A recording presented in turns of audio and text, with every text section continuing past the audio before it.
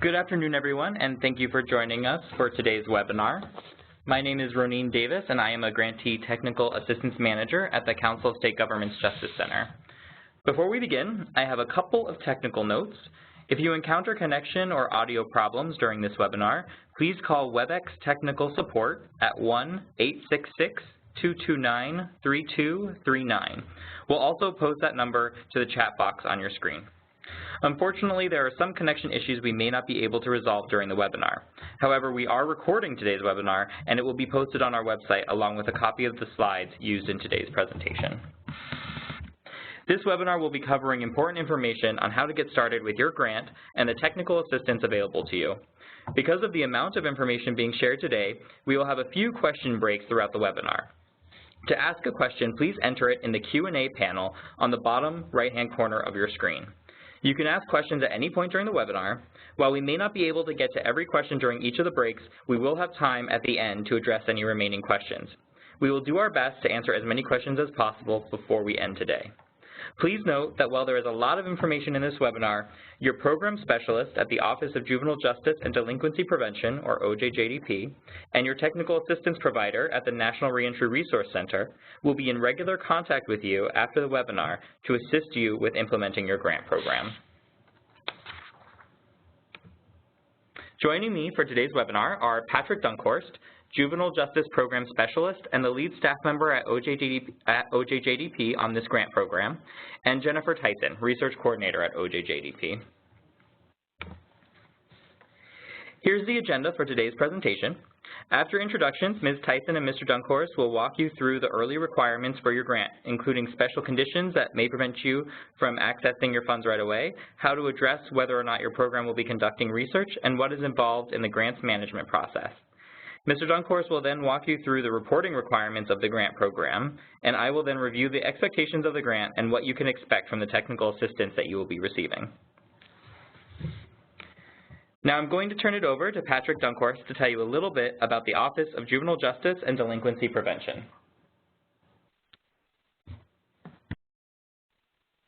Good afternoon, or good morning as the case may be. As you can see, our mission for the Office of Juvenile Justice Delinquency Prevention is a unique and a very broad but very focused mission.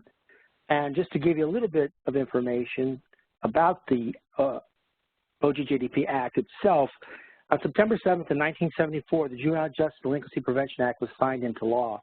The landmark legislation established the Office of Juvenile Justice and Delinquency Prevention and forever changed the way states and communities deal with youth who are at risk and youth who are involved in the juvenile justice system. In that regard, OJJDP envisions a nation where all children are healthy, educated, and free from violence. If they come in contact with the justice system, the contact should be rare, fair, and beneficial to them.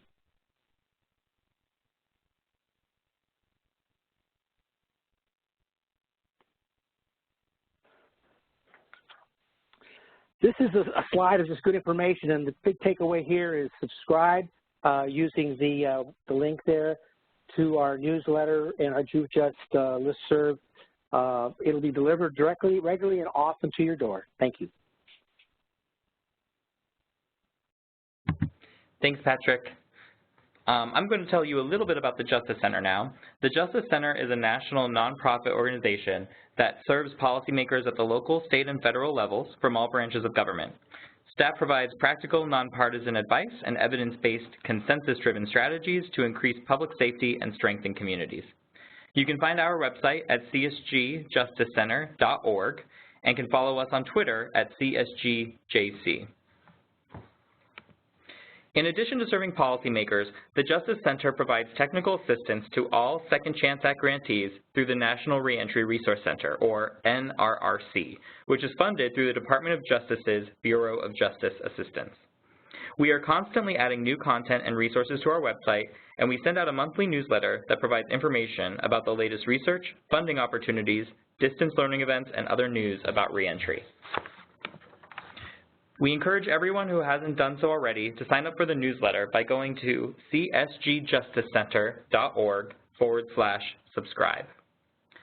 Under the Justice Center's Correction and Reentry Division, I oversee the Community Initiatives portfolio, which provides technical assistance to all Second Chance Act grant programs awarded to nonprofit, community, and faith-based organizations. These grant recipients stand out because the majority of Second Chance Act grants are only awarded to units of government such as departments of corrections or sheriff's offices. While many of them make subcontract with nonprofit agencies, only certain Second Chance Act grants are available directly to nonprofit agencies, including tribal and faith-based organizations. These grants almost always require a mentoring component, including the grant program you've been awarded to support young fathers and mothers reentering their community. At this time, I'm going to turn it over to Jennifer Tyson to discuss what you need to know about OJJDP's research requirements for Second Chance Act grantees.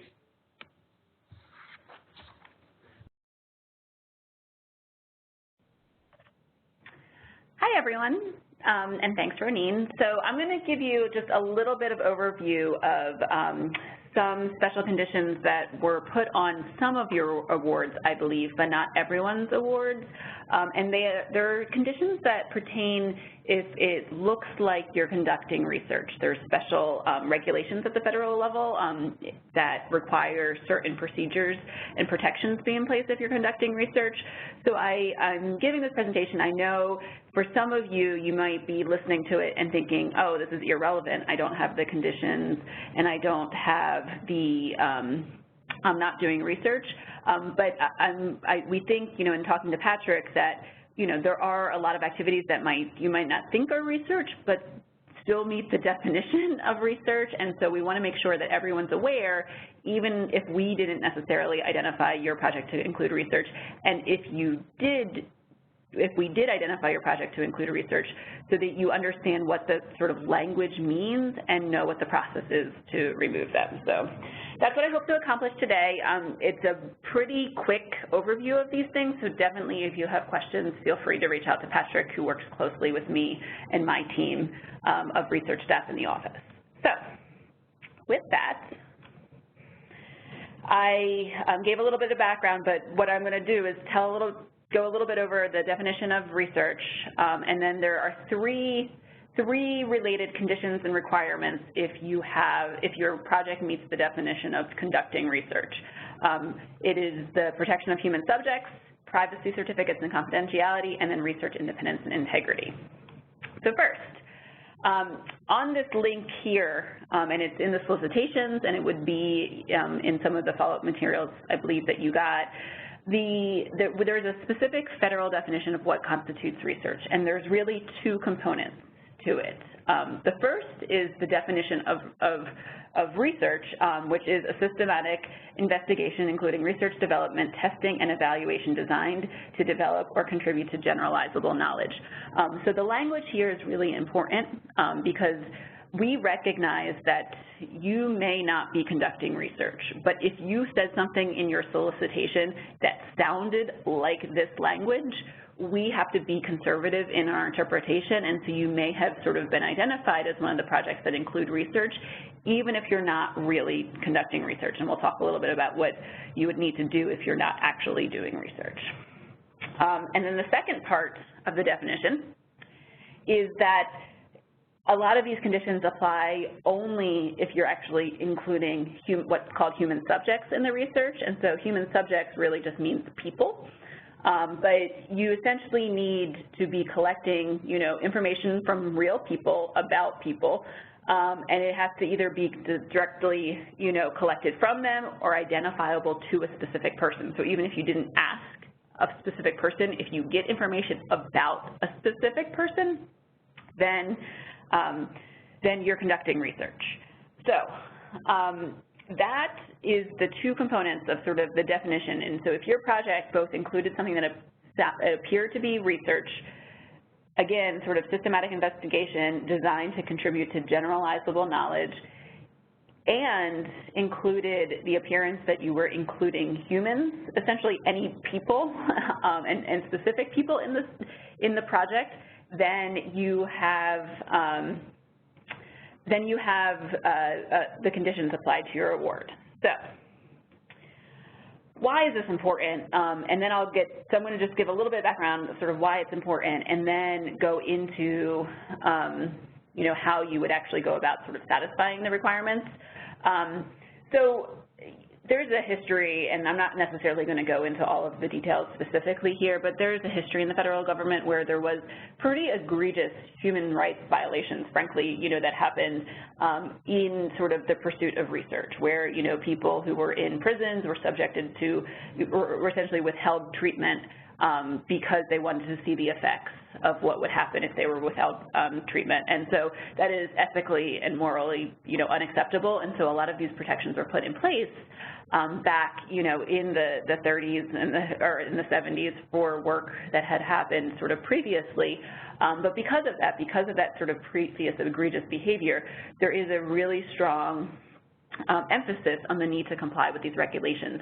And so these cases were, like I said, pretty egregious, but the definitions apply to even if it doesn't appear that it would sort of be potentially harmful, that essentially you need an independent body to determine that the harm is either minimal or the harm is non-existent. So Patrick did say, so I believe like there's 8 grantees on the phone, and so 6 of you have special conditions on your award. And so you'll have, again, if it was something identified by our office as appearing to include research, you have the first condition that you'll need to be aware of is what's called the human subjects withholding special condition. And so it is a withholding because it essentially doesn't allow you to draw down funding, I think, after initial release for some of the planning funding. So it will withhold funds until you actually comply with this condition. And so there's a couple parts of the condition that I'm going to just point out here, and this is specific language in your award. You've agreed to these conditions by accepting your award. So the first thing is that you have to submit adequate documentation that demonstrates that that the project has been essentially reviewed and approved by an IRB that meets the definition of sort of an acceptable IRB, which is generally having a federally wide assurance number, which is issued by HHS. Any research entity that does regular research and is funded by the government generally has an FWA. It's already certified by HHS.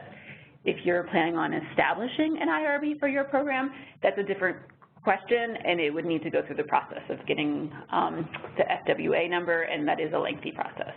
So I would certainly recommend, if you're looking for expedience, there are a number of IRBs that already exist. And the IRB is really, it's an institutional review board. It's an independent body that is sort of, qualified and certified in understanding the regulations related to human subject protections and reviewing your study protocol, your study forms to ensure that they're in compliance with them. The one thing I will note too, and this is the biggest problem that we run into, there are a lot of studies that include, or a lot of projects that include research, and the single biggest mistake that the IRBs do, even IRBs that have reviewed thousands of studies and probably studies with DOJ before, is that they review those studies under the wrong, essentially, code of federal regulations. So this may be sort of new information to you, and I would say if your project has research on it, the most important thing I can tell you is make sure when you work with the IRB to review it, that they do it in accordance with 28 CFR 45, or 46, sorry, 28 CFR Part 46. So that, like I said, is the biggest misstep, and so right now it appears that most of you are doing some sort of research.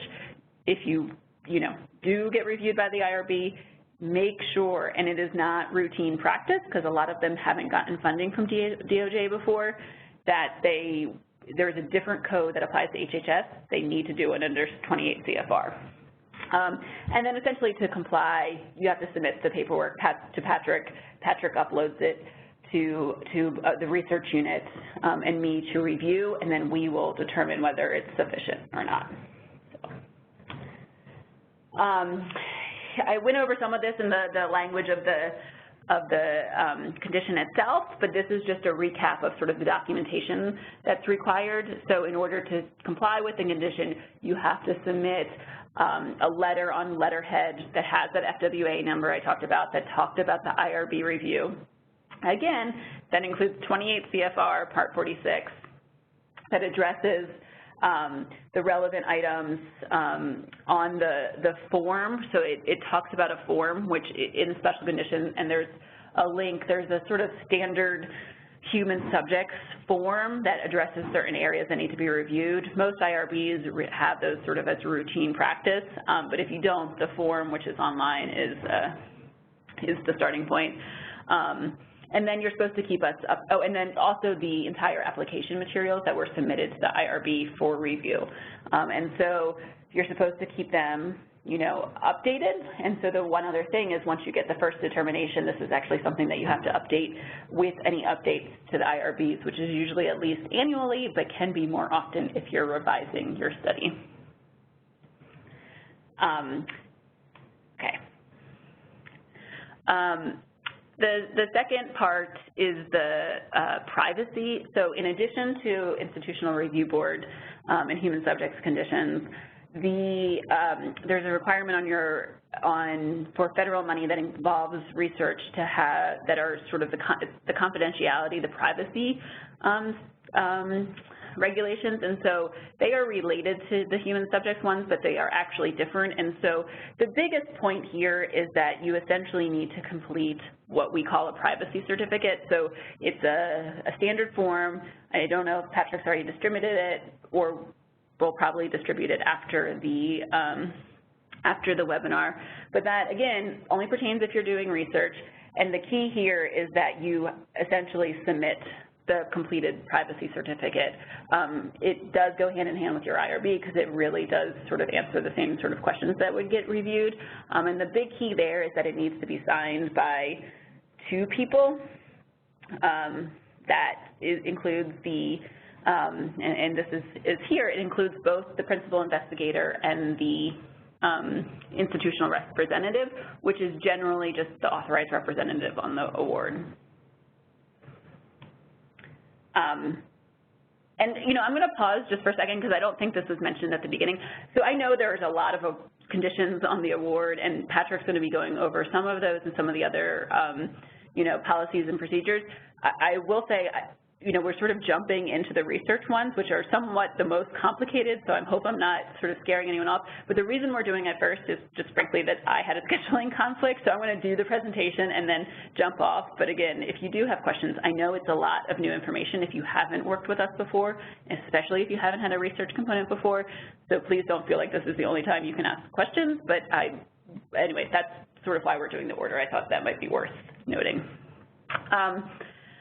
So just to jump back in, the next point here is about confidentiality. So it's really 2 points. One is that in addition to some of the sort of protections that are in place around sort of involving people, involving, you know, consent, essentially there is an additional confidentiality statute required by the government. So it's really just a note that sometimes IRBs will say that you don't need to document informed consent. It's a way where you sort of get, you know, you actually tell somebody that the study's happening and you get them to sign a paper saying that they know it's happening. And so they can sometimes waive both the process of informing them and the documentation, but for federal funding and for funding through DOJ in particular, we can't actually waive the informed consent process. You could potentially have a variation of the documentation, meaning how you get the form signed, but there's no waiving of the actual sort of notification and consent procedures, but it also protects the privacy of the information in a way that, you know, you could never get subpoenaed, or, you know, the information can't be used for anything other than research purposes. So it's not like, you know, if somebody reports that they committed a crime, the government, you know, or the prosecutors couldn't come and sort of say, I want to subpoena their form, this is proof for the case. It's protected. This confidentiality statute protects it. So it's not subject to outside use other than the research purposes. But the one exception I will note is that, and I went over a lot of this, there's a consent considerations. There's well, I guess two exceptions to note. One is the confidentiality, the protections don't apply to future behavior or future actions. So if somebody sort of reported that they did something in the past, they can't, that can't be collected. But just because they were once part of a study, and then once the study's done, if they tell somebody or they write something down that says, they're committing a crime or they're going to commit a crime, I mean, it's not like they're protected forever. It has to do with the data being collected specifically for the research study. And then the other exception is that the investigators need to report sort of cases of child abuse and neglect, suspected cases. This is mandatory reporting laws. So it is state-by-state variations. Most states have these in place, and so generally the investigator just needs to notify people that if they report cases of suspected abuse or neglect, then they will have to report it and essentially break the confidentiality, and that's allowable. They just need to make sure that the participants understand that. I'm not going to go too much into detail about this, but again, that recognizing that a number of you have these conditions, some of you may be conducting research. It's just important to know that, even if you're a program person, you are responsible. Like if you get the funding and there's a research component, even if you're subcontracting out that research component, you're still responsible for compliance with the federal research regulations. And that means that the sort of action of disclosure is important to remember, which means that disclosure really is, if you know somebody's part of a study and you tell them, like, John Smith is in your study and you collect information on John Smith, it means that you can't then disclose information about John Smith. You can aggregate the information and report sort of, participants overall, this is their feelings and this was, but you can't say my participants included these people and, or say John Smith was one of the research studies participants. And so it seems like it's easy. It's harder in cases because you can't disclose it to anyone, essentially. So you can't sometimes tell people that who's participating in the program if everyone participating in the program is participating in the research. And by people, I mean the public, not necessarily the program people serving them. Of course, they have to know who's in the program. And the issue here, too, is that there is a sort of protection against deductive disclosure, which, again, won't get into too much detail, more just sort of notifying you that it's possible. And that is if you start reporting, so like I said, it's fine. You can sort of say, participants overall had these characteristics and these qualities. But the one exception is if there's so few participants that people can figure out that meet the sort of qualities you're reporting on, that any reasonable person could figure out who you're talking about, it's still considered disclosure. It's deductive disclosure. But it really means that, if you have one person participating in your study and everyone knows, and you have a sort of online roster of who those people are in your program, and you just report study findings, and there's only one person, you can very easily connect the dots. It's about connecting the dots, and, the idea is to minimize the possibility of connecting those dots. The last piece that I'll say, and then at the end of this, I'm going to make a note that I sort of said at the beginning, and I'll just sort of reiterate it, but that is just about research and evaluation independence and integrity. And so this really is, if you are conducting research, there's a policy in place that requires independence and integrity. And essentially it means that if you do have research, there's a specific withholding condition that needs to address, you need to submit a statement around, it's a statement around sort of research independence and integrity that addresses potential and actual conflicts of interest. And so there's three types of potential or actual conflicts of interest for research studies that you need to address. They're personal, financial, and organizational conflicts. And this is a little bit easier said than done because by nature of your awards, if there is research involved, there is inherently a conflict of interest because you are probably not the research entity, right? You are probably the program entity, like you are delivering the direct services, and if there's research included, you are subcontracting that out to a research entity.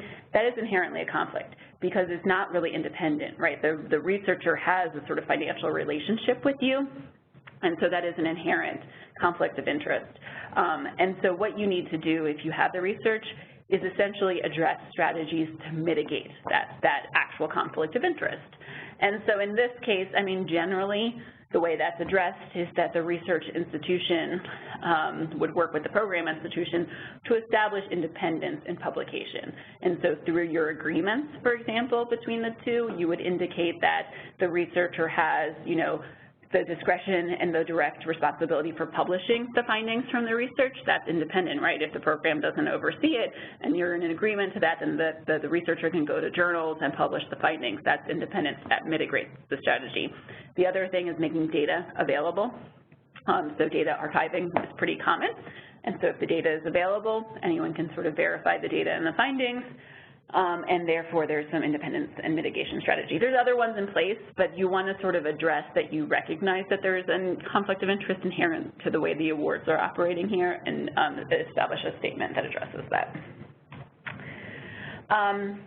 The last thing to note it's the total transition, and like I said, I'll sort of recap something I mentioned at the beginning before I turn to questions, but I mostly just wanted to let everyone know, a colleague of mine in the research unit is actually working on this project, but there's been an initiative in the works for the past 2 years now. It was awarded in FY15, so we're sort of entering into the second year, but it's to develop reentry measurement standards, and so the idea here is to sort of develop a set of recommendations or standards related to how sort of juvenile reentry should be measured, and it's a pretty comprehensive project, and sort of addresses both public safety measures and positive youth development measures, and so like I said, I mean, I'm sort of just saying it as a notification because it relates to research. It's sort of a broader research initiative, and we just want people to know about it because it obviously relates to the work you're doing. Right now, there's nothing published on it, but it is something that our office anticipates releasing reports on and then actual recommendations on in the next coming months to year. So with that, I'm just going to close before I sort of take some questions. And as Ronin said, if you have questions, I think you have to type them in the Q&A, and we're going to have a few minutes to answer them. But like I said, I mean, so Patrick shared that I think 6 out of 8 of the grantees on the call have these conditions related to research. So there are a couple scenarios that we have encountered over the years, and one is that you have those conditions on your award and you're actually conducting research. If that's the case, everything I just said completely applies to you. You need to comply with all of those conditions. You will be working very closely with Patrick and indirectly with me because Patrick submits the paperwork to me and I sort of help, you know, support him in this effort. To comply with everything I just said. So if your project includes research, be sure you understand those slides. If you have questions of clarification, please feel free to ask them now or reach out to Patrick later. The second possible scenario is that your project includes the conditions that, because to us, not knowing specifically what you're doing, just sort of going off your application materials, you said something that appeared that you're doing research or that we couldn't tell whether you're doing research based on our definitions, but in actuality, you're not doing research. You might have said something, we're conducting an evaluation, period, and not explained what you meant by that. If you mean we're going to, you know, measure sort of effectiveness of this program, whether or not it, you know, works, and then we're going to disseminate those findings, that is research. If that's what you meant by evaluation, I can tell you that will meet the definition of research. If what you actually are doing is collecting internal performance measures, you know, to see are you implementing the program, how you intended to implement it, and then even if you're assessing outcomes, are you having the sort of, are you seeing whether there is, you know, the change in behavior you expected? That, if it's not generalizable, if you're not sort of speaking about effectiveness, if you're not speaking about whether or not the program works in the global sense, if it can't be generalized to other populations, it may not meet the definition of research, and you can actually submit a statement clarifying what you had intended in the proposal and why it wouldn't meet the definition of research. I will say that that's where that flowchart, that decision tree comes in as important. It's that specific language, specifically whether or not it meets the definition of research and human subjects that you need to address. And generally, if you're talking about people being involved, it probably includes humans. So it probably is not the human subject thing you want to focus on, it's the definition of research, and it's really whether or not it's generalizable knowledge. So again, if it's internal performance measure and the sole purpose is to make adjustments to your program design and you don't intend to disseminate the findings and you don't intend to make statements or make conclusions about whether or not it's generally effective, then it may not meet it. But because there was something about your application materials that made it seem like research, if you're making the statement that it's not and trying to address it this way, you have to essentially submit some sort of change in documentation grant adjustment notice. And Patrick can go through specifically what the different types of GANs are, but essentially you would need to change or update some of your application materials. And the last sort of scenario I'll note is that the third one is that you don't have the conditions, we missed something in your application, or you didn't note something in your application, but you intend to do research or intend to subcontract out to do research. In that case, you still have to comply with the research conditions. You were actually notified about the conditions as you applied. They are included in reference, you know, and just because we didn't sort of know that you're doing research doesn't mean you don't need to comply with the regulations. And so even if you don't have the conditions, if you are doing research, if you're doing something that's a systematic collection to contribute to generalizable knowledge, you still have to comply with everything I went over. So with that, I hope I didn't go too fast and confuse everyone and you know, totally terrify you, but I'm happy to answer questions. I think I ran a little bit long, so I'm not sure how much time we have, but Ronin can tell me that, or Keisha. No problem. Thank you so much, Jen. And we've only got a couple questions here. I just want to remind everybody that though we did move through some of this information fast, you will be receiving a PDF copy of these slides, so you'll be able to reference them later. We'll post the slides and a recording on our website, and your TA provider will be able to provide you with the slides in the meantime while we're waiting for that to be posted. So Jen, two questions came up. One was, how do we know if our university IRB has been approved by the office? So it's, the university, I would say most universities probably are compliant with, it's the Health and Human Services, Department of Health and Human Services, who does all of the certification of institutional review boards. And if HHS has sort of certified the IRB as being, you know, a sufficient IRB meeting all the requirements, they're issued what's called the federal-wide assurance number. And so your IRB, you can just ask, essentially, your IRB liaison or chair or whoever you would ask to, and specifically the university IRB, what is the FWA number, and they should be able to provide it. If they provide it, you can either check it yourself. There's actually, if you just Google HHS FWA, it's actually a link in my earlier slides too. You could actually just enter the number and it'll say whether it's active or not. That's how we check it. Otherwise, when you submit the paperwork, we check it to see if it's an active FWA number. Awesome. And the second question was, how can we confirm whether or not we have a research component? So there's two ways. One is that you have the conditions, there are specific withholding conditions that say things like human subjects, privacy certificate, and research independence and integrity. So if you have any of those conditions on your award, it sort of means we think you're doing research. And so you then need to either, you know, tell us, either comply with the conditions or tell us why you think you're not doing research and submit some of those modifications I talked about. If you don't have those conditions on your award and you are doing activities that might appear to be research, I would strongly suggest that you ask Patrick sort of in writing, specifically reference what you're talking about, and then Patrick will share that with me and we can help you determine. Because like I said, even if you don't have the conditions, you probably appear, even if you don't have the conditions, you still are required to comply with the requirements, and so it's better to know if you're doing research and to know what the limits are, and we're certainly here to work with you on that. Great, thank you, Jen. So that was it for the questions, but I have no doubt that more questions will come up. Just a reminder, you can ask questions throughout the webinar in that Q&A box, and we'll try to get to everybody's questions during the different Q&A periods.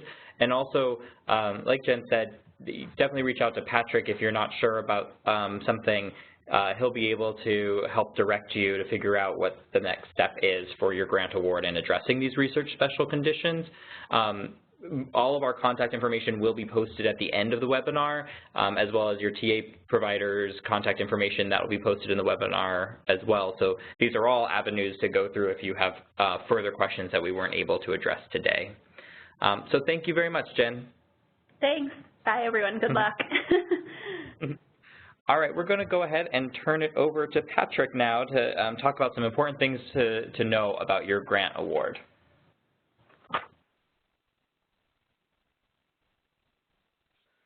Okay, thank you, Ronin, and thank you, Jen. I think the title tells you all here, and I guess the bottom line here is that the buck stops with me as far as your project is concerned. So let's go ahead and get into it.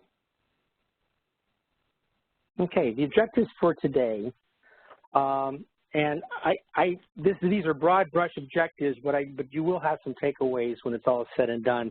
And so what I want to stress to you really is that it's all about building relationships. It's a relationship between you and me. It's a relationship between you and Ronin and the Technical Assistance Management Team. It's a relationship with your financial budget officer. I'm a real fan of supporting those strong kinds of connections through communication, communication, and communication.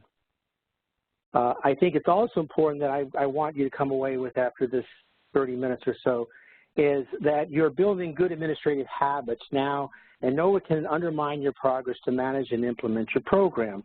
And we'll talk a little bit about the planning phase as well. Your project is a work in progress with your goals and objectives serving as both steering and rudder.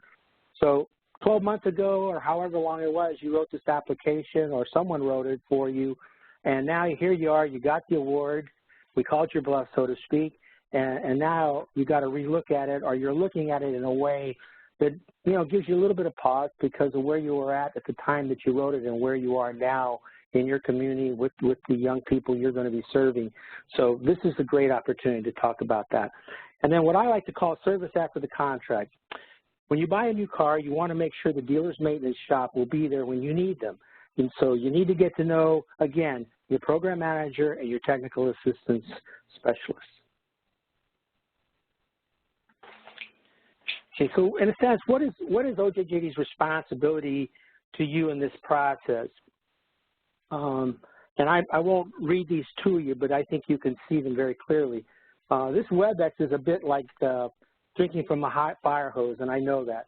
But what I would impart here is that your approach to grant management should not be that you need to know everything, but rather you should know where to find it when you need it. And if I say it now, and you will hear me say it often, and that is, when in doubt, talk to your program manager.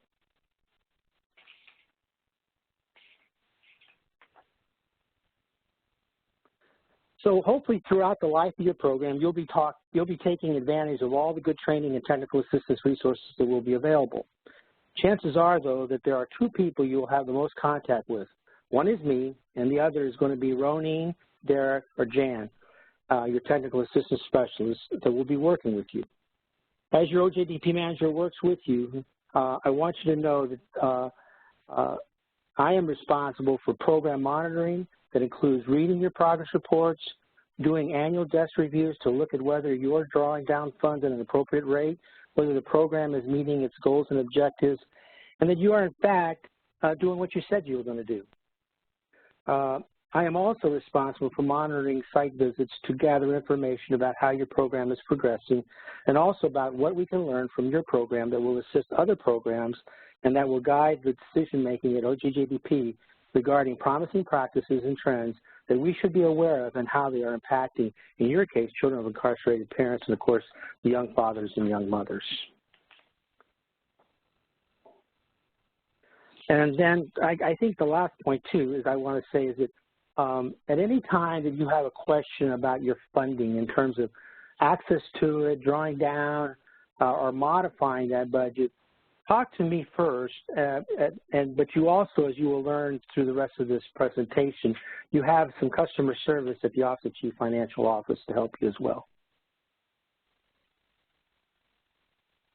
This next section we're going to discuss is the thing you should be aware of to navigate your federal award with the Office of Juvenile Justice and Delinquency Prevention, and that's the Grants Management System, or GMS. A good place to start for reviewing your file is the GMS file. This is actually your official file. Everything that you send me in terms of correspondence, planning workbooks, grant adjustment notices, everything you send me goes into this file for the record. So it is official. And of course, should I be sick or if I leave or whatever, whoever takes my place can pick up to where I left, that they have access to everything that has happened historically to your grant during that time. The award package, and I realize some of you have already gone through some of this process. So this award package, you should print out your award package, and there should be a copy available for the program coordinator or director. Oftentimes we find that there are different people who are involved with the proposals in different ways, and one of the easiest ways to get everyone on the same page is to all be working with the same document. If I do a site visit, one of the first things I'll ask is to take a look at the grant award file to see that the program and financial staff all have the information they need to manage the grant. If you do not have access to GMS because of your internal policy, then it's important that you find the people who do and get a copy of the proposal and the award package. One of the things I often run into is that a new hired project coordinator has never read the actual award, the actual application. So I understand some of these organizations are large, but it's really imperative that the new people also coming on board need to know what it is you said you were going to do so they better can understand and appreciate the goals and objectives of the award.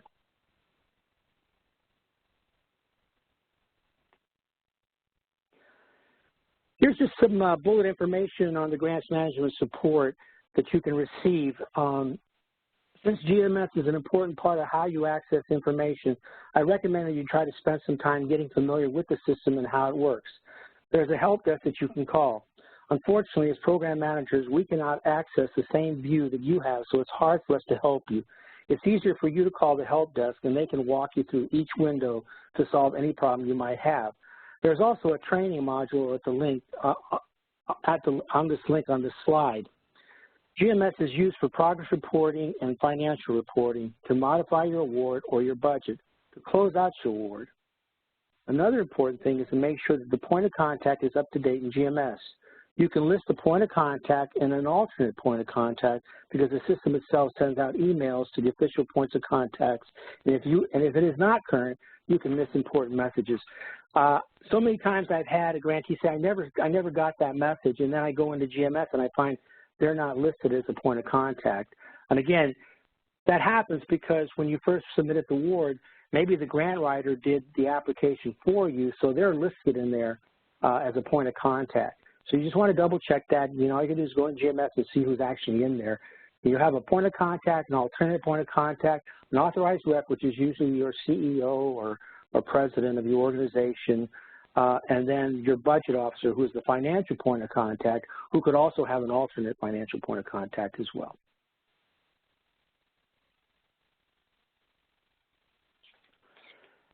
I know this seems a little bit late for you to have this information right now about the post-award instructions, but I still encourage you to go to this link and take a look at it.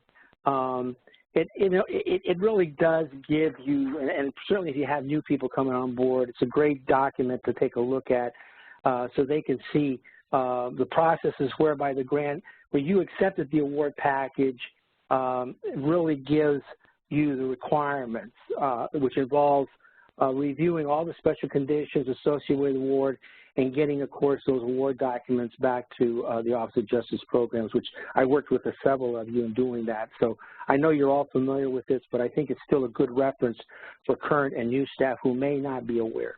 Okay? It's a good tutorial, I guess, is the best way to look at it.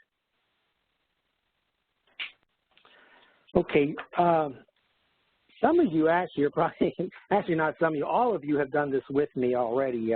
I've been in touch with you, and I've been coordinating between the Office of Chief Financial Office, the analysts that are working your budgets, and they came back with questions, of course, and I send them to you, and we coordinate the requirement to make sure that it all makes sense. And of course, it is, some of you have actually already received the financial clearance, so that's good.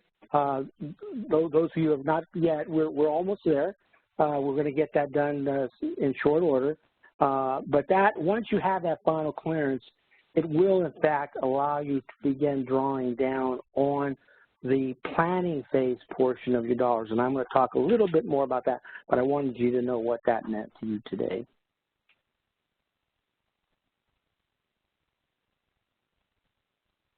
Okay, a little bit of financial management here. And I think the best place to go is to this financial guide. Right now it's a 2015 version. It hasn't been updated for 2016, but I encourage you to, I'm not going to tell you to book, I usually say bookmark this, but I have just learned something very recently that if you bookmark it, you don't get the updates. And it also is tied, and I didn't even know this either, that the Office Chief Financial Office designs their financial guides. They're tailored to certain years that you got an award because that was guidance that applied to those particular awards financially, and they're still current as far as, you know, a 2014 or a 2013 award that may not be in any current update. So again, I'm telling you more than I know, but I wanted to share a little piece of that. So again, and I encourage you also to take a look at the little tutorial down there, to go to that link and just take your time. It's self-paced, and there's a volume. If you turn up the volume, you can hear someone talk to you.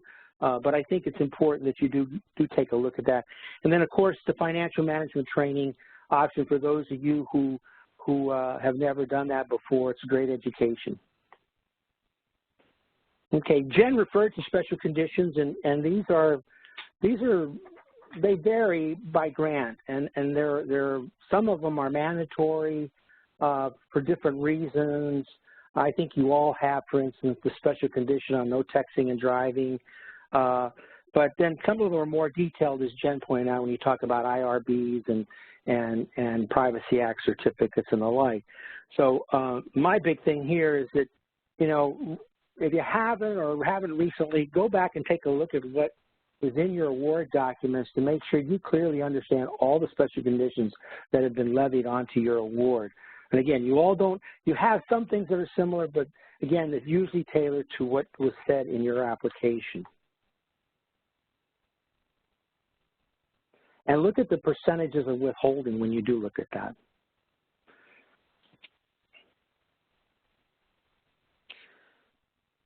And this slide, and I'm kind of just reiterating here a little bit, but all of you did get the withholding funds for planning phase special condition.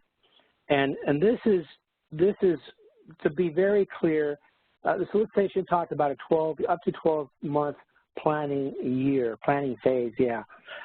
In which you would have access to $50,000 maximum during that time. And I know that's not a lot of money when you're trying to really get started, but the idea is that you are, again, going back and taking a look at what you plan to do and working with the NRRC staff, your TASs, to prepare and complete to do your planning workbooks.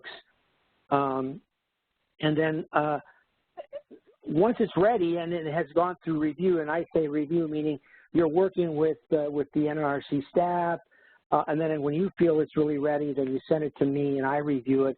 And I may send it back to you, or I may just have questions on it, or I just may say, hey, this is really great, and I approve it and I forward it, and then we clear that special condition.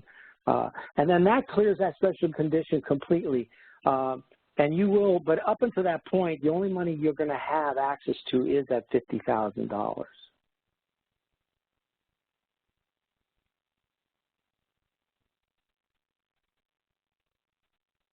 Sorry, I'm not changing for some reason.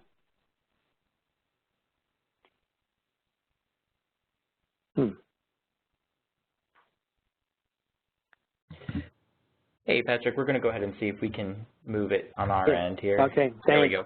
All right, hey, no perfect problem. timing. Yes, perfect timing. So if anyone has any questions about just everything that Patrick just covered, which I know is a lot of information, feel free to add those to the Q&A box at the bottom right-hand corner of the screen. We did get a question that came in, Patrick, that pertained more to the research special conditions, but you might actually have the answer, so I'll go ahead and read it off, and if not, we can follow up with this grantee later. They said, what documentation is needed to give to you on the special condition to be lifted if we think we will not be doing research in our grant? Okay, the short version of that is it's a letter. It's a memo to OJJDP. You can address it to the administrator. You can address it to me. And it's on letterhead, and it'll articulate why you're not doing research. It's a narrative justification. And a lot of the language, and Jen said, if you go back to Jen's slide about the flow chart matrix about yes or no, you want to look at that language that's in there, because that's the kind of language you want in your request to waiver your research requirements. And that is really what it really boils down to, which also means you have to take a look at what you said in your budget and your budget narrative, meaning you may have unwittingly, as Jen said, unwittingly talked about evaluation and spending money for evaluation, you know, that implies you're doing research. So you would also have to submit a grant adjustment notice to, I don't want to say correct, but to amend or adjust the language in that narrative, and then take a look at it. In fact, were you looking at spending dollars to have someone conduct research or implied research? And again, we'll deal with those on a case-by-case basis, and I'm giving you a very short snapshot here, but I hope that helps. Awesome, thank you. At the moment, we don't have any other questions, so we can go ahead and move forward. But just a reminder to everybody, you can submit questions throughout the webinar in that Q&A box at the bottom right-hand corner. We'll have a couple more opportunities to answer questions throughout the webinar, so we'll make sure to hit as many as we can. And Patrick, go ahead and give it a shot moving the slides again. You should be able to at this point.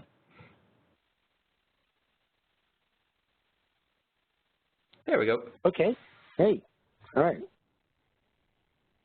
All right. Grantee reporting requirements. You have 3 main reports, and these are them. I'll let you read those, and then I'm going to go on to the next slide. I'm going to break down each one of these so we can talk about each one and what they mean. But and again, you're going to get copies of all this, so I appreciate it if you're taking notes, but you're going to get all of this stuff and then some. And then I sent you my cheat sheet this morning, which has this as well. Okay. Here's a visual that I throw this thing around, but it is really, when you think about it, 3 reports a year is not too bad, and they are synced. Okay. Okay. The first one, which is your quarterly federal financial report, which your budget officer is responsible for submitting normally. But when I say that, I don't mean that the program person should be completely oblivious to this process. I'm a big fan of the program office, program coordinator, meeting with the budget officer at least once a month. Maybe it's the first Thursday of the month for coffee, and talk about those expenditures. Budget officers, I find, are really happy when the program people are telling them what they're doing and what they're buying and that sort of thing and what they project. Likewise, as a program office, you kind of want to know, hey, how much money do I really have? So this is all good stuff here, and I encourage you to communicate with one another. The quarter reports are always due 30 days at the end of the quarter. So even though you just got this award on October 1st, it still requires you, because you probably haven't spent any money, by the end of January, you need to submit that report, even if you didn't spend any money at all, okay? And then you can see the rest of the quarters from there. And it is actual expenditures. It's not a projection. You may be planning to do a big dump in January because you've hired people, But you're only talking really 1 October to 31 December, okay? You'll have your chance to talk about January come April. And then, of course, you can revise these. If you catch a mistake in your federal financial report submission, call the OCFO help desk. There's the number right there. They're very helpful. They will help you get it corrected. It's not the end of the world, so don't panic. Just work with them. They're good. Okay, the next report, and it's referred to as the Categorical Assistance Progress Report. The acronym is CAPRA, or very simply your progress report. And this is a semi-annual requirement. It is a narrative form. I will send you separately a template. The OMB circular does not mandate or specify a format for progress reports, but a long time ago, my background is with tribes. The tribes are always asking me for something, so I put something together. I've since been updating it. I'll share it with you, and you can use it as a guidepost. The first progress report, as you note, there is due the end of January, but it'll cover the July 1st to December 31st, 2016 period. That's just the GMS system. So I'm not asking you to talk about something that happened when you didn't have the grant. We're only talking 1 October to end of December, and a lot of it's going to be boilerplate. You're going to be adding boilerplate to this process because, again, a lot of you may or may not have done a lot. But you can include things in there such as maybe advisory board meetings, promotional things, that kind of stuff, the new grantee orientation. So anyway, I just wanted to give you, so you don't feel panicky about having a blank sheet of paper. All right, and it is submitted in the grants management system, and it needs to be on time. If you miss your date, don't panic. If it's 1 February and you go, oh my God, don't panic. We don't freeze your money right away, sooner after, but you still have time to get it in there. I recommend you put on your Outlook or Google, Google Calendar, whatever you got, something that reminds you every month or quarter, hey, I got to submit my progress report. I recommend also that you're writing your report monthly so that you're not waiting to try to capture 6 months, 10 days before the end of the reporting period, all right? The Data Control Technical Assistance Tool, or DCTAT report, which is your performance management tool. If you have a BJ award, they call it PMT, we call it DCTAT. And it's an interactive system. It's not an interactive system, which is a really difficult thing because you basically have to save a copy of your DCTAT report to your files, then upload it into the grants management system when you upload and submit your progress report. It's due at the same time as your progress report, which is why you need to save a copy in the file and then upload it. It is important that you do that. If you don't submit it with your progress report, then I send it back to you and I ask you to go ahead and do that. It's not a crime. It's just not a natural thing to do because they're not an interactive system. It'd be great if it was, but it's not. There is the link for CSR, which is our contractor for the DCTAT report. It's a great opportunity to just go in there and play around with it. And I will also say to you that CSR will be getting in touch with you soon to have online trainings. They do a very good job of this. They're also very open to doing it individually if you can't meet a particular date, but I'll coordinate that so that you know exactly when it's happening. And if you've had grants with us before, you're probably very familiar with DCTAT and its efforts to collect performance measures. And these are tied to what you said you were going to do in your grant. Okay, all of these reports have a help desk tied associated with them. And as you can see, you got the GMS help desk. They're open 24/7. The OCFO's help desk, and OCFO helps you with just about everything and anything you can imagine with your award, including your closeout. They are the people who really are the first ones to see you and the last ones to see you in this process. And of course, the DCTAT report they are also very kind and supportive. All three of these organizations have been very responsive to my grantees, so I'm very proud to say that. And I encourage you to use them. And I will point out, though, their hours, so you know that these are all Eastern times, so that you know, if you're like frustrated, you'll know that they're only open during those hours Eastern time. Okay, except for GMS Help Desk, which is always open.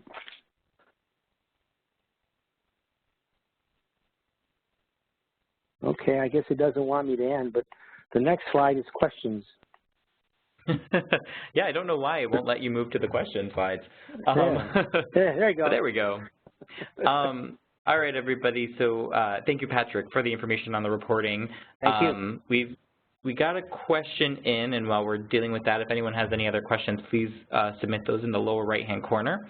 So, Patrick, the question we received is, will there be a special training on GMS or for using GMS? No. There's a tutorial link that's on the slide here, and I think it's also included in the cheat sheet. I would encourage you to go there first and just go through that tutorial, and then I mean, you should go into GMS and play with it. By that I mean, don't submit anything, but just take a look at it. You can see the different tabs, and then when you're ready to do something, let's say, for instance, this is a great thing to practice on if it applies to you, and that is maybe you just hired a new project coordinator and you want to submit a grant adjustment notice for the new for that new point of contact. You can do that in GMS and kind of walk through it. But also the GMS Help Desk, you can what I would recommend, you be online, log into GMS, and then call the Help Desk and say, hey, can you walk me through this? They will do it. They will sit down with you and literally walk you through everything in any kind of process in GMS, you know, from uploading a progress report to initiating a grant adjustment notice to doing a budget mod. Okay, I hope that helps. Great, thank you, Patrick. We just got another question in. Is there a checklist of all webinars that we should be taking as we move through the process? I'm worried that we would miss something. I mean, really quick, I'll just quickly mention, as far as webinars go, on our end, this is the only required one at the beginning of the grant, but there might be other webinars throughout that pop up that are topic specific that may benefit your program, but not necessarily around your grants management side of things. So that's on our end. But Patrick, are there any other webinars or web events that the grantees should be aware of aside from this one? Not a mandatory standpoint, but certainly those things with the National Reentry Resource Center is pretty cool. But also looking at what you put in your approved budget for training, you know, make sure you are associating that in there. And I didn't mention this. It's good. It's a good segue for me, in that what you put in your budget that you plan to do for training. We had a mandatory requirement of $70,000 to be allocated in your budget for training. You know, I'm a fan of first of all, technical assistance. I'm a fan of getting additional training to enrich your staff. But make sure that training is, one, hopefully it's in your budget, but if it's not, then let me know ahead of time so that we can coordinate some type of approval for you to go. You do have to have prior approval for things that aren't in your budget. I'm not an ogre about it, although I hate last-minute things like, you know, hey, it's Friday afternoon and we got to be there on Monday. But if you do a little planning with it, I'm supportive of it, but it should be associated or tied to your goals and objectives. It shouldn't be a nice-to-have training, okay? And we don't normally, you know, so and we don't pay for CEUs because you need to update your MSW. So, I mean, I just want to throw that out there. That, I mean, I am going to work with you however best helps you do what you need to do, including training your staff to enrich them. But, you know, again, that's the communication thing on what it is you're going to go do, and then I'll be glad to work with you from there. And certainly, Ronin and his team, they've got lots of resources. I encourage you to use them. I'm a fan of TA. Talk to them. listen to them and take advantage of the opportunities they make available, and they'll be doing it to you regularly. Thank you. Great, thanks, Patrick. We got a question in asking if you receive a certificate for attending this webinar since it's required as part of your report documentation. We don't actually give out a certificate, but like Patrick was saying, just your first report is going to cover a time period where half of it you didn't have your award yet, and half of it is when you're waiting for your budget to be cleared and everything. So there isn't an expectation that you were doing a ton of activities. You can mention that you were on this webinar. I think that's all that's required. And then we do have a list of everyone who attended, so if there were any questions, we'd be able to verify it that way. But you wouldn't need to necessarily submit a certificate for that. A couple other questions came in. One is the subaward amount of $25,000 for the entire 3-year grant period or per year? I'm not sure what this is referencing. If you're asking about the $50,000 that's for the planning period, that's just for the planning period. That's roughly the first year of your grant. After that, you'll have access to the remainder of your funds. But let me just toss this to Patrick really quick. Am I missing something, or does that sound right to you? If you're talking about the sub-recipient requirement, it's $25,000 total. So yeah, it would be $25,000 and over, whether that's the first year or it's a cumulative. You would need to address it. Okay, so that was something that I wasn't aware of. So, and they followed up with that, saying it was for the reporting limit. So, okay, and then the next question was the money for training. For example, that $7,000 you mentioned. The question is, what should that be used for, and is that for training staff? Is that for this type of training for staff that would be pre-approved, or is it for a specific training? I mean, I believe it's not for a specific training. It's based on what you put in your proposal that you would either be training your staff on, or might be services that you're going to be providing in the program that staff will need to be trained on. And then anything that isn't directly related to your proposal, as Patrick said, would need to be pre-approved. So you just want to give him a heads up and plenty of time before the training to ask if it's something that could be approved for the budget. Anything else you want to add on that, Patrick? No, that's correct. I think the main thing is that you have a plan, you know, and that's really what we were trying to imply, force you to put in your budget is some specific training. And that's a lesson learned. The first year we did this a couple years ago, we did not require grantees to submit a budget for training. And as a result, they missed out on a lot of great opportunities. So we don't want that to happen again. Some of you actually have very detailed training plans in your budget. So, I mean, my hat's off to you for doing that. Some of you, I understand, was a little bit of like, wow, that's a lot of money, and we're trying to do some other things. Bring it back to, again, reassessing. And this, I think the planning phase here is going to help you a lot with this. I have no problem with you adjusting your budgets, and we're going to talk more about that on the one-on-ones, but you can modify your budgets. You're not stuck with this budget for life. But it comes with some costs, and it does come with some planning. So as you're doing your planning with Ronin and his team, and certainly with me, let's talk about looking at some of that training. If you weren't sure at the time, or you thought, well, this was a good idea at the time, now we've re-looked at this. We got new staff on board. We got new ideas. Here's what we'd like to do. Let's talk about it, okay? So it is. I don't want to make it sound like it's, you know, we can change every day, but you do have opportunities to take a look at this thing in a way that's going to be responsive, not just to your staff, but also to the clients you're serving. Thank you. Great. Thanks, Patrick. So we're going to go ahead and move on to the next section. So we're going to talk about the grant program itself now.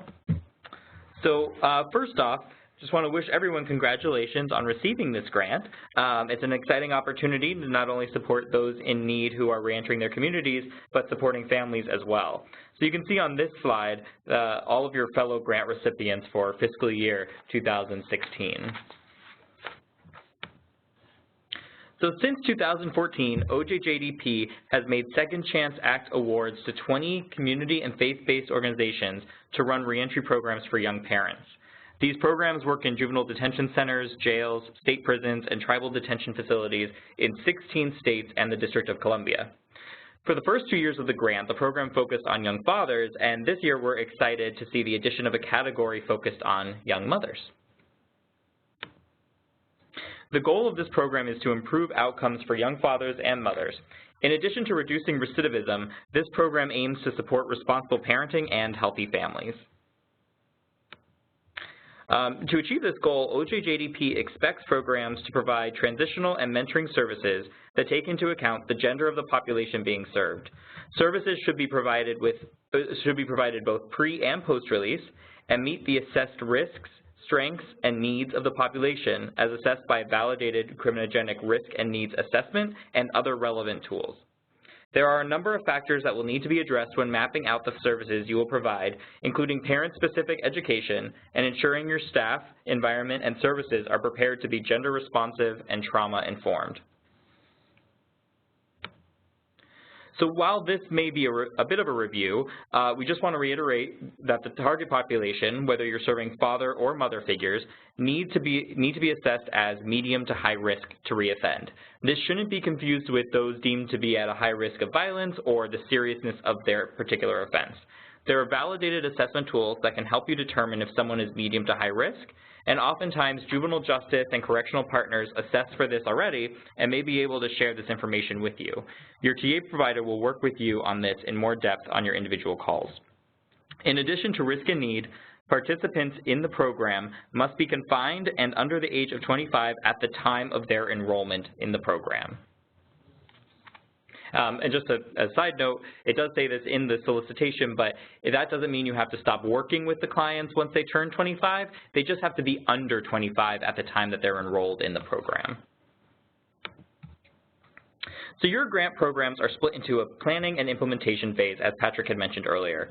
During the planning phase, you will have access to $50,000 of your award funds, pending budget clearance and release of special conditions that Patrick and Jennifer were discussing before. During this time, you will work with your technical assistance provider to complete a planning and implementation guide, or P&I guide, that will be used to present your final program plan to OJJDP.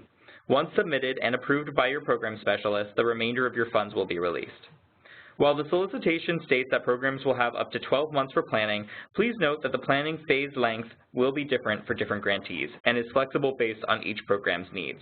Though the award was officially made on October 1st, the planning phase truly begins when you start meeting with your TA provider to work on the P&I guide.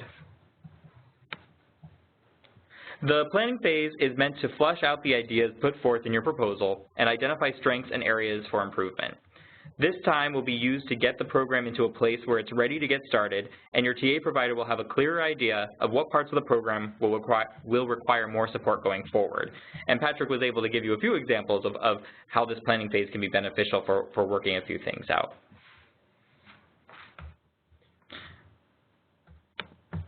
So during the planning phase, grantees will need to detail how they will implement the following expectations.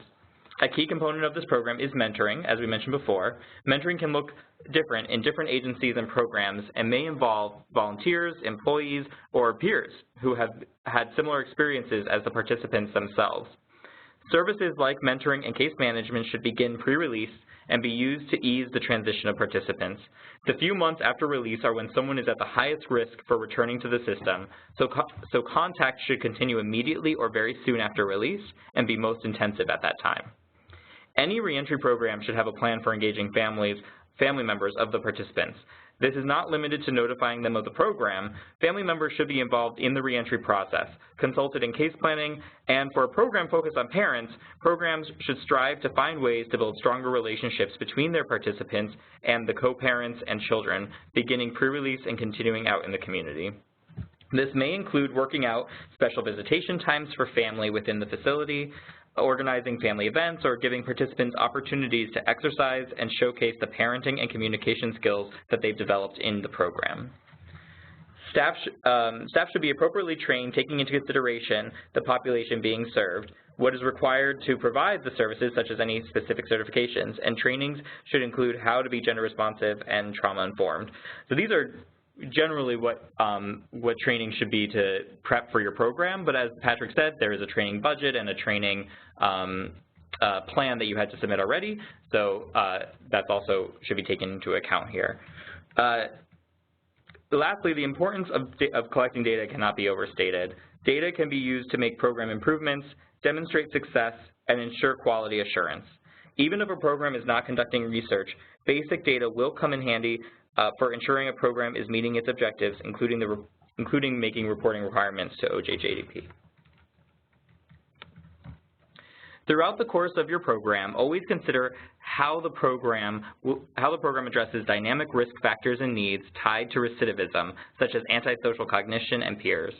You should also keep in mind how the program will approach racial and ethnic disparities in the criminal justice system, including collecting relevant data to assess whether these disparities carry over to your program.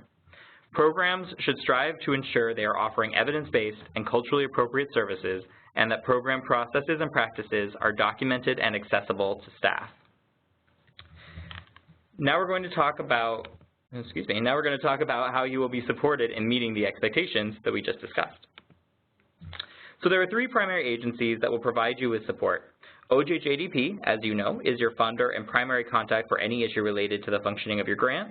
Patrick is your program specialist, and any questions regarding budget adjustments, changes in your scope of work, no-cost extensions, any of the issues that he and Jen were discussing earlier in the webinar, these should go to him. He's also your primary contact if you have any questions. Basically, he can direct you to the right people. The NRRC is contracted by the Department of Justice to provide technical assistance, and I will go into what that will look like in more detail in a little bit. Primarily, though, we are your contacts for programmatic support. Lastly, CSR is contracted by the Department of Justice to manage your performance measurement tool, DC-TAT, which was discussed earlier in the presentation, and can provide technical support with the reporting process. Every grantee is assigned a technical assistance lead from the NRRC who will assist you in completing the P&I guide, supporting the development and implementation of the content of your program, helping you assess progress, and linking you with other grantees and the field to share successes and common challenges. Here you will see who your assigned TA provider is. Derek Lowry and I currently work with previous Young Fathers grantees, and Jan currently works with adult mentoring grantees. Though Derek or Jan will be your primary TA contact, we work as a team alongside one other TA lead who focuses on adult mentoring grants to support grantee needs. We stay in regular contact with OJJDP to coordinate our assistance to you. Our technical assistance can look a variety of ways. Each grantee will have monthly phone calls with their TA provider throughout the course of the grant. We also regularly host and distribute webinars and opportunities to interact with other grantees. In addition to this, based on the needs of your program, we may be able to provide expert trainings on a number of issues, including risk needs responsivity, gender responsiveness, the intersection of behavioral health and reentry, sustainability, and various other topics. Sometimes grantees will benefit from a site visit where TA providers and in some cases consultants will work with program staff on the ground to address specific challenges. Next steps for technical assistance. Your TA leads should have reached out to you by now to set up an introductory call. During your first call with your TA provider, you will have a chance to talk about your program and any changes from the original proposal that you anticipate. Your TA provider will also take this time to walk through the P&I guide process with you. The P&I guide will help establish baseline information about the proposed program and help your TA provider target their assistance. One key benefit of the guide is that it provides a single document to reference key programmatic information. While further details may be laid out in program manuals and policy and procedure documents, the P&I guide will be a good reference point for program staff and partners to grasp what the program is trying to accomplish.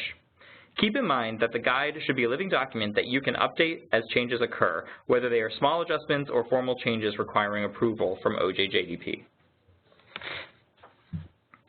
Now let's break down the process. After receiving the guide, please fill it out, being as accurate and concise as you can.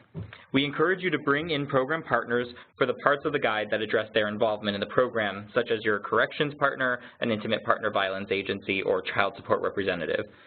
When filling out the guide, clearly indicate if something is still in the planning phases or is ready to be implemented. For example, if you are partnering with 2 facilities but only have an MOU with one, specify the status of the second MOU and whether it has been drafted yet or is simply waiting on a signature. The P&I guide will be completed in stages. We ask that you submit the exercises to your TA provider prior to your monthly call. Together, you will discuss the content of the guide and your TA lead's feedback and update the guide as you go along. Each call will cover roughly 2 to 3 exercises from the guide. This is an overview of the guide. It is mostly the same for both young fathers and young mothers grantees, except for Section 5. For young fathers, there is an emphasis on responsible fatherhood, and for young mothers, there is an emphasis on gender-responsive approaches. Both P&I guides will address parenting services in that same section. The guide is an opportunity to think critically about the proposed program, and I encourage you to have an open dialogue with your TA lead as they learn from you about your area's unique systems and challenges. Before we move to the Q&A portion, I want to highlight a few resources. The Justice Center will be releasing a document known as Mentoring as a Component of Reentry that discusses considerations for integrating mentoring and reentry for adults on experiences from the field. Additionally, there are the results from the Ready for Work program's Mentoring Formerly Incarcerated Adults component, the National Reentry Resource Center, which Patrick mentioned earlier, which is funded by OJJDP and has a focus on youth mentoring, and the Center for Evidence-Based Mentoring and its associated newsletter. Here you'll see additional resources pertaining to gender, fatherhood, parenting, juvenile justice, and evidence-based programming. These resources will also be included in your P&I guide.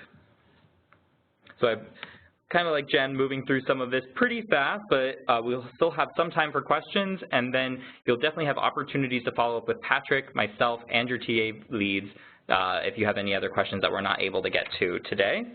We'll go ahead and open it up for questions, and we had a few coming in during my portion there, so let's see what we've got. One question was, much of the implementation activities are in the proposal. How different should the implementation plan be from the proposal submitted? Hopefully, yes, their question definitely makes sense. Though everything is in your proposal and your implementation plan won't be necessarily proposing new activities or services, the planning and implementation guide is going to help you flush out some of what was discussed in your proposal. So sometimes you may have said you're going to go ahead and offer a particular type of service, but maybe the staff hasn't been identified or the curriculum hasn't been identified, or it has, but the logistics of actually implementing it in a facility haven't been worked out. That's what the plan is there to do. It's to get to boil down the proposal to the key components and then get at some of the details that may not have been covered in the proposal. I hope that answers your question, but let me know if you have any follow-up on that. The next question was, do you recommend separate phone calls with technical assistance or have our project grant manager? If I understand your call correctly, if I understand your question correctly, you will have the monthly phone calls with your TA provider. The people who should be on those calls are whoever is leading the program, whether that's a program director, manager, coordinator, whoever that might be, and then anyone else that you feel would be important to contribute to those calls. So sometimes that's case managers should be on the line. For certain calls, you might want your budget person, though your TA provider doesn't deal with the budget side of things as much. But if you're having some questions about how to manage some things that might be beneficial, you might want to bring your representative from the corrections agency in on some of those calls. It's something that you'll be able to work out with your TA provider. On the introductory call, I suggest having whoever's running the program. If you have someone else who's kind of been coordinating the grant process since it was submitted or awarded, you might want them on that initial call just to work out any of the details of who should be on the calls in the future or answer some of the questions your TA provider might have. The next question was, the P&I guide is a document or template that we will follow. The P&I guide is a document that the National Reentry Resource Center has created. In a sense, it is a template. There are exercises and questions for you to answer and fill out, and your TA provider will be able to provide that to you on your first call.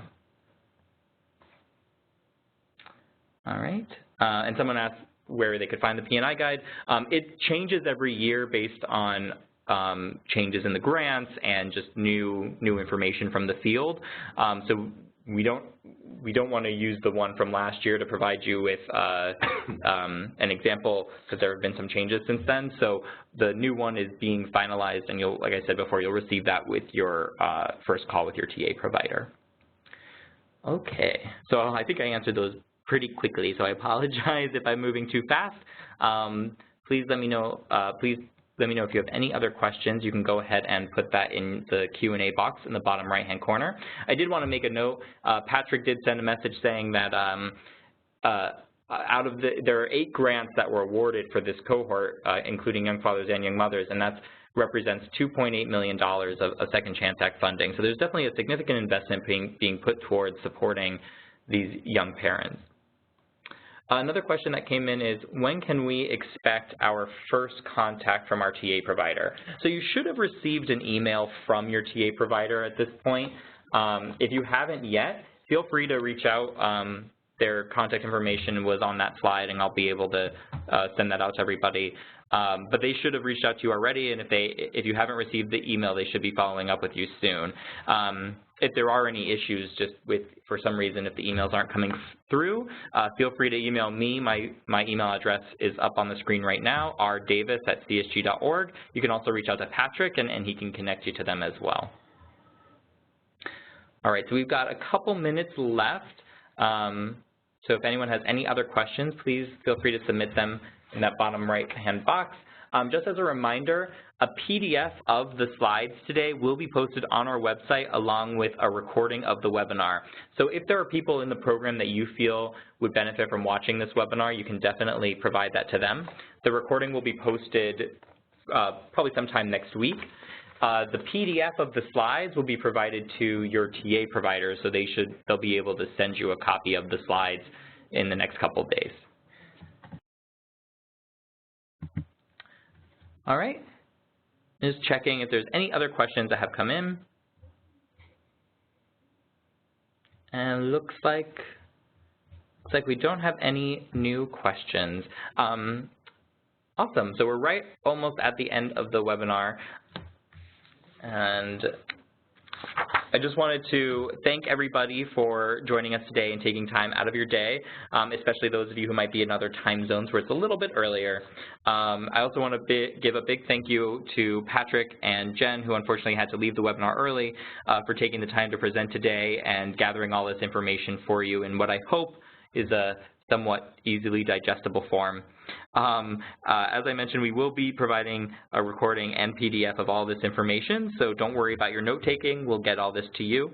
And your calls with your TA provider, as well as your contacts with Patrick, we can follow up on any questions that weren't answered today. If you have any questions pop up after the webinar, as often happens when I sit in on webinars, you'll be able to follow up with Patrick and your TA provider on those questions. I encourage you to go to our website, csgjusticecenter.org, and sign up for the newsletter. Signing up for that newsletter also makes sure that you will get information specific to being a Second Chance Act grantee.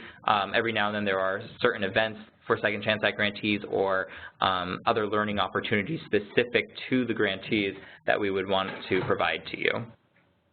Aside from that, I think we'll go ahead and wrap up. So thank you all again for joining us today, and I hope you have a great rest of your day.